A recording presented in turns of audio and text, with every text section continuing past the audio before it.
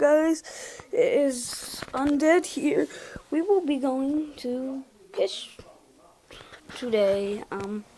Yesterday I caught an eel, like you probably saw in my other video.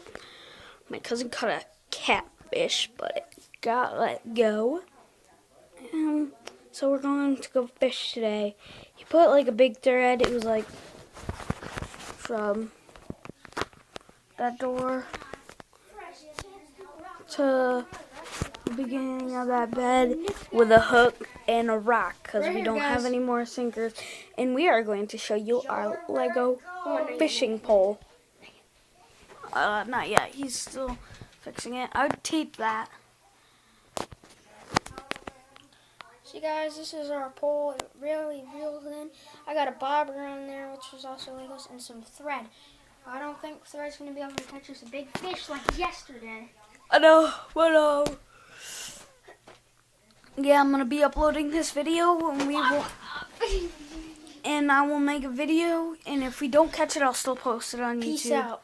Peace, guys. Undead for life.